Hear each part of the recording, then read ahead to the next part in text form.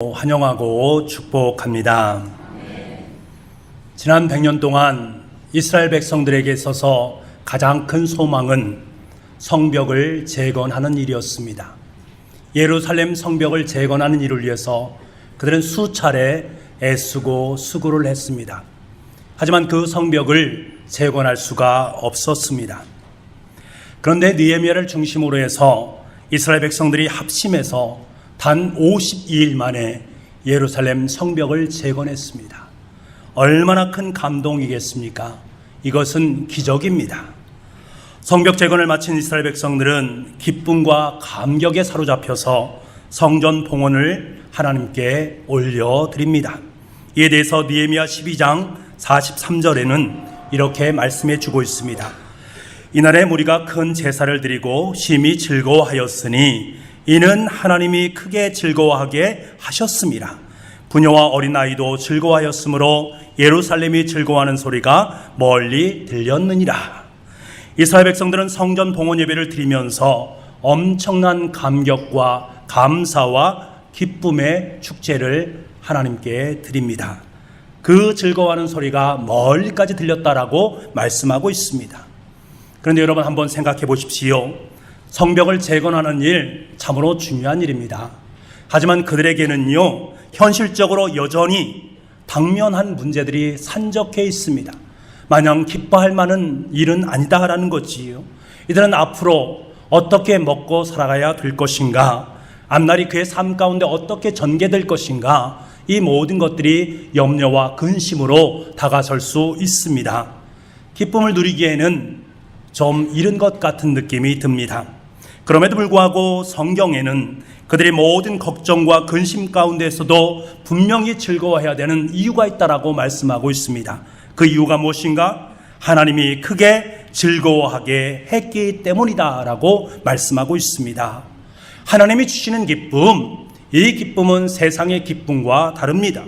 오직 하나님께 헌신한 모든 성들에게 하나님께서 복과 은혜로 주어지는 것이 바로 하늘의 기쁨입니다. 지금 여러분 각자의 삶의 모습을 한번 들여다보시기 바랍니다. 지난 2016년 한 해 동안 여러분의 삶 가운데 허락하신 하나님의 은혜의 예루살렘 성벽이 지금 여러분의 모습입니다. 때로는 그 성벽이 자신이 생각하기에 좀 부실한 면도 있을 수 있습니다.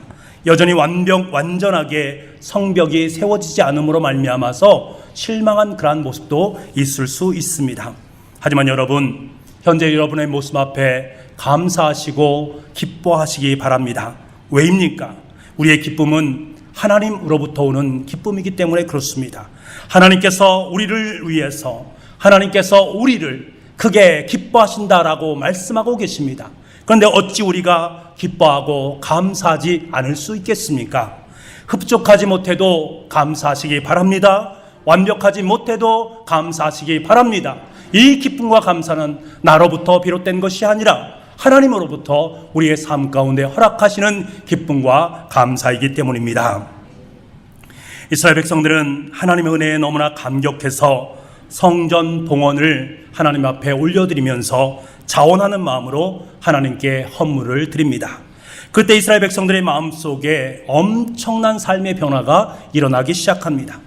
오늘 1절 말씀해 보니까 이 엄청난 변화는 하나님의 말씀을 낭독하는 것에서부터 시작된다라고 말씀하고 있습니다. 하나님의 말씀을 듣는 그곳에서 엄청난 변화가 일기 시작합니다. 이스라엘 백성들은 성벽 봉헌식을 마치고 하나님의 말씀을 듣기 위해서 국가적인 부흥 집회를 단행하고 있습니다. 하나님의 말씀이 선포되자 그들의 마음 가운데 찔림이 있기 시작합니다. 그것이 무엇인가? 암몬 사람과 모압 사람들을 하나님의 공동체에 들어오지 못하게 만들라라고 말씀하시는 그 하나님의 말씀과 배치된 삶을 살았기 때문에 그렇습니다. 여러분, 암몬 사람과 모압 사람들은 어떤 사람들입니까? 오래전부터 하나님의 백성을 무시하고 하나님의 백성을 핍박했던 족속들입니다.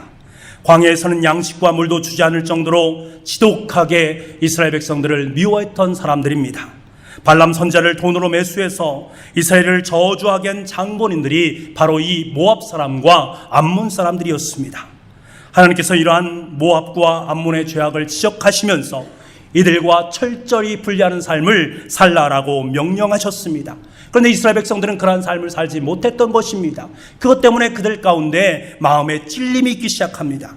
그래서 이스라엘 가운데 섞여 있는 암몬과 모압 사람들을 전부 다 분리해냅니다. 그리고 그들을 다 내쫓게 되어집니다. 이렇게 느헤미야와 이스라엘 백성들의 개혁은 확실하게 진행되었습니다. 모든 것이 순조롭고 이제 승리로 마감되는 것처럼 보여졌습니다. 하지만 여러분, 우리가 4절부터 말씀을 보게 되면 이 모든 것들이 꿈에서 일어난 것처럼 허망한 장면으로 바뀌는 것을 보게 됩니다.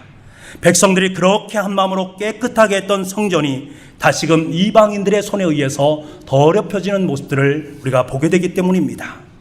사실 3절과 4절에는 시간적으로 상당한 차이가 있습니다. 느헤미야는 성벽을 세우고 성전을 깨끗하게 정화한 후에 다시금 바벨론 땅으로 돌아가게 됩니다. 4절 이후의 내용은 느헤미야가 예루살렘 성에 부자하였던 기간 동안에 벌어진 사건에 대해서 우리 가운데 말씀해 주는 내용입니다. 6절 하반절에 며칠 후에라고 되어 있는데 사실 2년 내지 3년 정도의 느헤미야가 예루살렘을 떠났을 때의 그 시간을 의미하는 것입니다. 그런데 문제는 느헤미야가 자리를 비운 그 짧은 시간 동안에 그토록 뜨거웠던 영적 부흥을 경험했고 매서운 개혁을 자발적으로 단행했던 이스라엘 백성들이 다시금 영적으로 느슨한 상태 속에 놓여있게 되었다라는 거예요.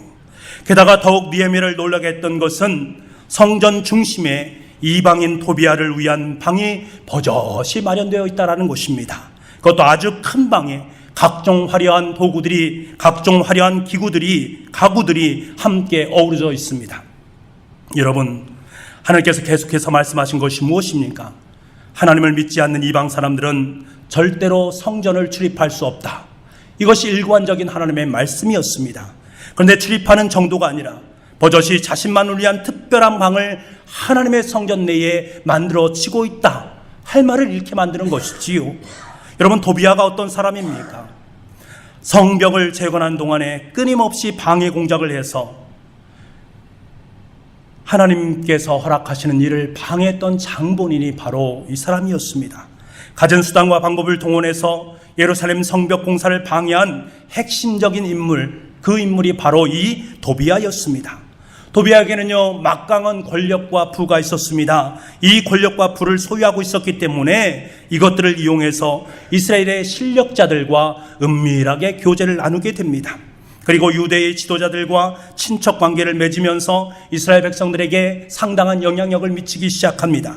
그런데요, 더욱 놀라운 사실은 예루살렘 성전을 책임지고 있는 대제사장인 엘리야십도 이 가운데 포함되어져 있다는 거예요. 도비아의 영향력을 두려워한 엘리야십은 도비아가 성전 안에 자기의 큰 방을 만드는 것을 그냥 묵과하고 있습니다. 묵인해버렸습니다. 아마 엘리야십은 느헤미야가 이제 바벨론 땅으로 갔기 때문에 금방 돌아오지 않을 것임을 알았기 때문에 아마 그랬을 수도 있겠습니다.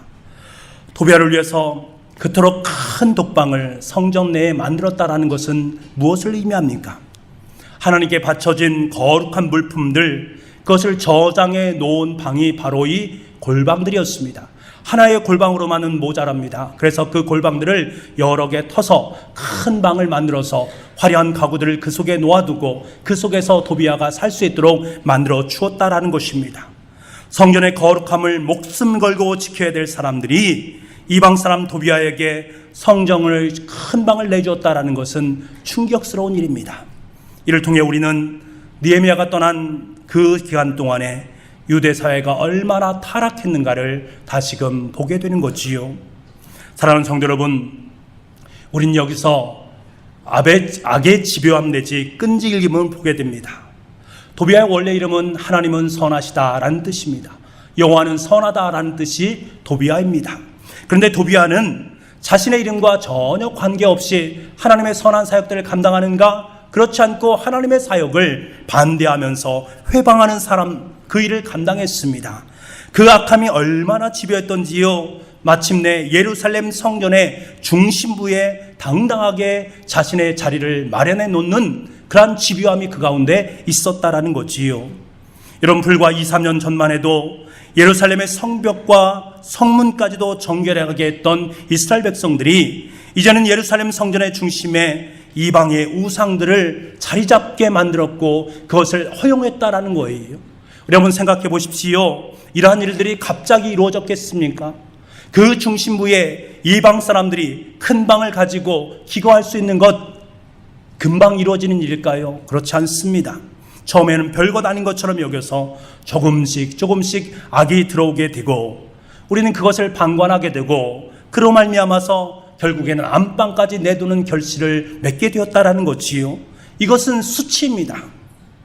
여러분 우리는 예루살렘 성전의 죄악의 방에 들어선 모습들을 바라보면서 그 수치스러운 일들을 바라보면서 어째서 저 모양일 수 있을까? 2년 전에 그렇게 하나님께서 그를 사랑하셔서 그렇게 오랫동안 세우지 못했던 성벽을 재건하게 만들고 하나님께 주신 감격을 가슴에 품고 하나님께 찬양하고 영광 올려드리면서 하나님께 봉헌식을 했는데 어째서 저 사람들의 모습이 저러한 것인가? 참 한심스럽지 않는가? 라고 말할 수가 있습니다. 하지만 여러분 곰곰이 우리를 생각해 보아야 됩니다. 내 마음의 방을 돌아볼 수 있어야 됩니다. 요즘 시대에 사단이 가장 잘 사용하는 전략이 있습니다. 그 전략이 무엇인가 하면 악의 존재에 대한 사람들의 무감각과 무반응을 사용하고 있다는 거지요. 악이 내 주변에 존재하는 것을 사람들을 의식하지 못하도록 만듭니다. 이 악에 대한 존재에 대해서 부정하도록 만드는 것이 사단의 전략 가운데 큰 전략이다라는 거예요. 미국의 복음주의 신학자 중에 달라스 웰라드라는 분이 마음의 혁신이라는 책을 썼습니다. 그 책을 제가 읽으면서 참 많은 감동을 얻었습니다. 그 책의 내용 중에 이러한 내용이 있습니다. 한 번은요, 그가 강의를 나갔습니다. 강의에서 악에 대한 부분을 강의를 했습니다. 사람들에게 물었습니다. 악이 실존하는가? 여러분 악이 존재한다라고 생각하십니까? 라고 질문을 던졌습니다. 그런데요, 거의 모든 사람들이 악의 존재에 대해서 애매한 태도를 짓는다라는 거예요. 악이 있을 수도 있고 없을 수도 있는 것 같습니다. 악은 존재하지 않습니다. 라고 말씀하는 분들이 거의 대부분을 차지한다라는 것입니다. 이런 현상을 바라보면서 그는 한탄하면서 이 시대를 악의 속수무책인 세상이라고 진단을 했습니다. 자신도 모르게 악의 손과 발을 다 내주고 손과 발이 묶여서 악이 끌고 가는 대로 끌려가는 그러한 존재가 바로 우리들이고 그러한 시대 속에서 우리가 삶을 살고 있다는 거예요. 그런데 세상은 그것을 전혀 깨닫지도 못하고 알지 못한다는 것입니다. 이것이 큰 사단의 전략이다라는 거지요. 여러분, 명백한 죄를 범하고 있음에도 불구하고 세상에 다 그런 것 아닌가? 난 절대로 남에게 해를 끼치지 않는데 내가 뭐 잘못된 일인가? 나는 우리 교회에 다른 성도에 비해서 조그만한 죄에 불과한 죄를 졌는데 이 정도는 괜찮지 않는가? 스스로 죄악된 행위를 합리화하면서 끊임없이 죄에 끌려가는 삶을 살고 있지는 않는지 내 자신에게, 내 마음에게 질문을 던져야 됩니다. 느헤미야는 다시 예루살렘에 돌아왔을 때 대지상 엘리야십이 도비아를 위해서 하나님의 전뜰에 방을 만든 악한 일을 알게 되었습니다. 그러자 그는 어떻게 행동합니까? 그 사실 앞에 그는 분노를 합니다. 그러면서 이렇게 행동합니다. 8절과 9절 말씀을 우리 함께 보겠습니다. 8절 9절입니다. 시작.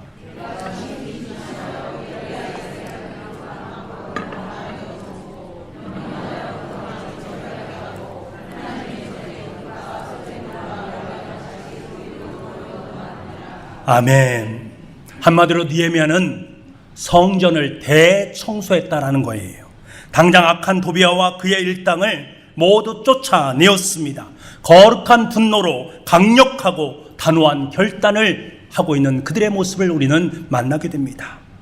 사랑하는 성도 여러분, 오늘날 우리의 도비아는 무엇입니까? 저와 여러분의 도비아는 과연 누구입니까? 난 이미 내 중심에 하나님의 지성소를 소유하고 있기 때문에 나는 도비아와 상관없는 삶을 살고 있습니다. 말씀하는 분도 계실 거예요. 난 예배를 통해서 날마다 하나님께서 내 삶 속에 임재하고 계시다라는 사실, 그 사실을 매일매일 경험하고 살기 때문에 지금은 도비아를 키우지 않습니다. 옛날에 도비아를 키웠었는데 지금은요 저는 도비아를 키우지 않습니다 라고 말하시는 분도 있을 것입니다. 그런데 여러분 생각해 보십시오. 이스라엘 백성들도 몇 년 전에는 다른 사람 어떤 사람들보다 하나님의 임재하심을 철저히 경험했던 사람들입니다. 하나님을 위해서요 예루살렘 성벽을 재건하기 위해서 자기의 생업까지도 다 포기하면서 오직 하나님을 위해서 헌신하고 하나님으로부터 힘과 능력을 공급받았던 사람들이 바로 이들이었습니다. 그런데 여러분 지금은 어떻습니까? 그들의 가장 중심에 도비아가 자리하고 있음에도 불구하고 모른 채 하고 있다라는 거예요. 난 하나님과 좋은 관계에 있다. 난 지금도 하나님과 잘 지내고 있다. 그것으로 만족하고 있는 모습이라는 거예요. 혹시 여러분의 마음 깊숙이 숨겨져 있는 여러분의 마음을 오염시키는 존재가 없는지, 나도 모르게 적당히 죄와 타협하고 있는 도비아의 자리는 내 삶 가운데 없는지, 사회학에 대해서 여전히 세속적인 태도를 취하고 있지는 않는지, 적당히 살아가려는 적당주의가, 세상의 탕류를 따라 흘러가는 인기주의가, 나 하나쯤이야 라고 하는 자기 기만이 내 삶 속에 여전히 자리하고 있지는 않는지, 오직 자신이 가지고 있는 신앙적인 지평이 가장 옳다라고 여기면서 내가 지금 참된 신앙을 살고 있습니다, 내 신앙이 중요합니다 라고 말하는 율법주의적인 삶 속에 물들어 있는 삶은 아닌지, 아니면 자신의 뜻에 동조하는 사람들과 규합하여서 하나님의 성전을 위한다라는 명목하에 하나님의 사람들을 힘들게 하는 그러한 모습은 내 삶 가운데 없는지, 여러분 이것이 바로 우리 인생의 도비아입니다. 저는 제 마음이 많이 헝클어질 때마다 제 마음을 정리하기 위해서 늘 읽는 책이 있습니다. 상당히 작은 책인데요, 아마 여러분도 읽어보셨을 것입니다. 로버트 멍어의 내 마음 그리스도의 집이란 책입니다. 로버트 멍어는 예수님이 자신 속에 계시다라는 확신을 마음속에 품고 은혜를 받고 그의 인생이 변화되기 시작합니다. 그의 인생이 변화되자 그런 집안에 있는 모든 것들을 하나님께 위탁드리기를 소원했습니다. 거실이며 안방이며 서재며 모든 것을 하나님께 맡겼습니다. 거실은 전에는 텔레비전이나 보는 곳이었지만 이제는 주님께서 이 거실의 주인이 되어 주십시오 라고 고백하면서 거실을 하나님께 올려드립니다. 그리고 부엌도 예전에는 자신의 욕망을 위해서 먹던 곳이었지만 이제 세속적인 욕망까지도 주님께서 통제해 주시길 원합니다.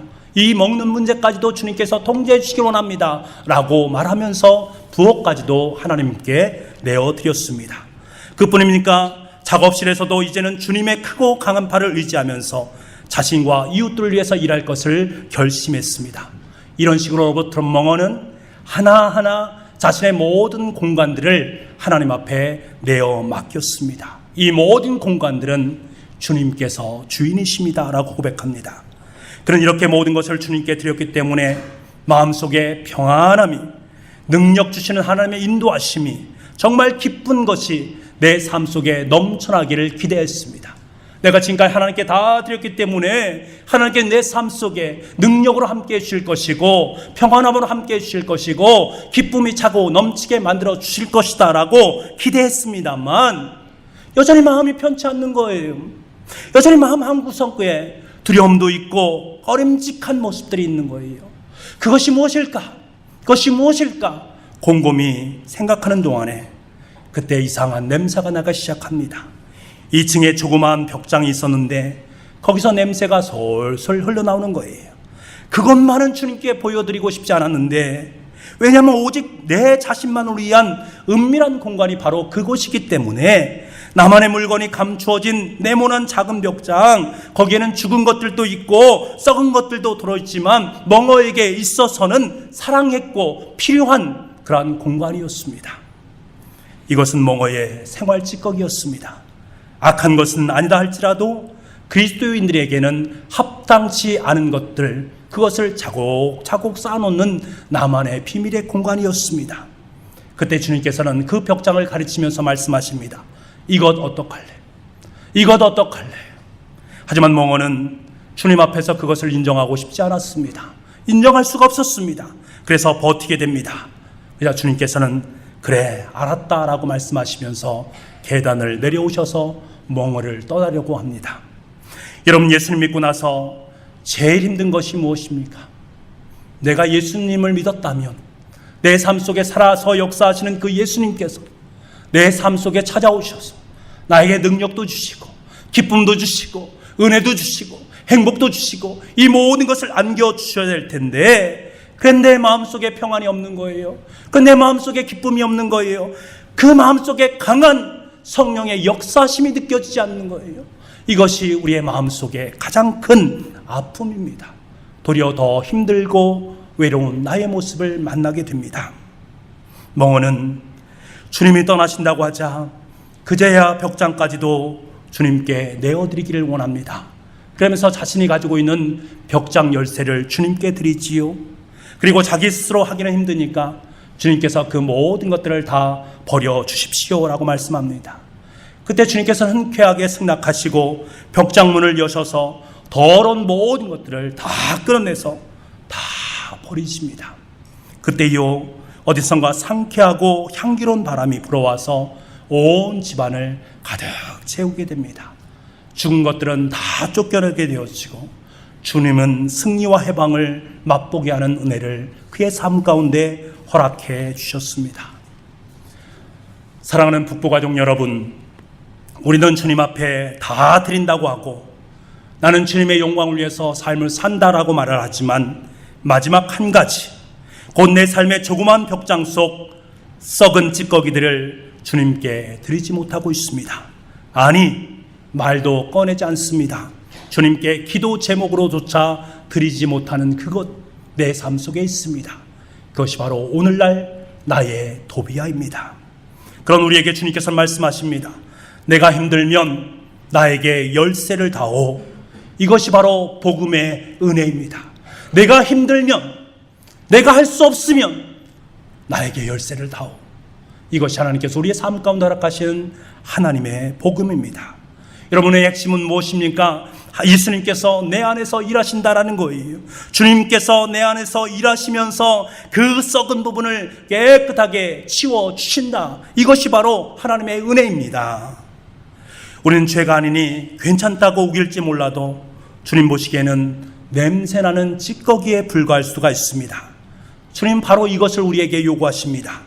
도비아를 성전 안에 끌어들인 행위가 말도 안 되는 폐역이듯이 우리에게도 이러한 속성이 있다는 것을 아시고 그것을 끄집어내기 원하시는 주님의 마음이 있습니다. 그리고 우리 힘으로는 도저히 해결할 수 없다라고 하는 그런 부분도 있을 수 있습니다. 주님은 우리에게 그것을 요구하십니다. 우리가 스스로 하기 힘들다면 나에게 열쇠를 내어다고 말씀하시는 주님의 음성이 우리 가운데 있습니다. 이때 주님께 내 인생의 열쇠를 내어드릴 수 있어야 됩니다. 그런 용기가 우리 가운데 필요합니다. 그럼 내 안에 일하시는 주님께서 그 열쇠로 문을 여시고 내 안에 있는 인생의 찌꺼기들을 다 꺼내주시고 버려주십니다. 이것이 바로 믿음이요, 이것이 바로 신앙입니다. 사랑하는 북부가족 여러분, 여전히 여러분의 마음 중심에 도비아의 세간살이로 가득 차 계십니까? 여러분의 영혼의 지성소를 깨끗하게 하실 수 있기를 원합니다. 나의 도비아, 우리의 도비아를 청소하시기 바랍니다. 그리고 그 자리에 예수님을 주님으로 모실 수 있기를 원합니다. 내 마음을 예수 그리스도의 마음으로 주님께서 원하시는 그리스도의 집으로 만들어 가실 수 있는 저와 여러분이 될 수 있기를 원합니다. 여러분, 교회가 무엇입니까? 우리의 몸 전체가 무엇입니까? 하나님의 영이 거하시는 거룩한 성전이다라고 말씀하지 않았습니까? 그 속에 도배와 같은 세속적인 요소들이 들어와서 방을 잡고 앉아있도록 그냥 내버려 두어서는 안 됩니다. 우리는 그러기 위해서 날마다 하나님의 말씀 앞에 엎드려야 됩니다. 기도해야 되고 하나님께서 우리의 죄된 부분을 말씀하셨을 때 그 모든 것을 회개할 수 있는 마음이 우리 가운데 있어야 됩니다. 우리의 영을 정결케 만드시는 성령님께 나아가서 주님, 저의 영을 정결케 만들어 주시옵소서, 거룩한 주의 사람으로 세워 주시옵소서 말할 수 있는 용기가 우리 가운데 있어야 됩니다. 오늘은 마틴 루터가 비텐베르그 성교회의 로마 카톨릭 교회의 부패를 고발하는 95개조의 반박문을 발표한 지 499년이 되는 해입니다. 당시 종교 지도자들이 말했던 것이 무엇입니까? 부패에 앞서서, 가톨릭 교회의 부패에 앞서서 그들에게 가장 중요한 것은 하나님의 말씀이었습니다. 믿음이었습니다. 은혜였습니다. 그래서 그들의 근본 정신은 바로 오직 믿음, 오직 성경, 오직 은혜였습니다. 여러분, 이것은 오늘 느헤미야가 단행했던 종교개혁과 일맥상통합니다.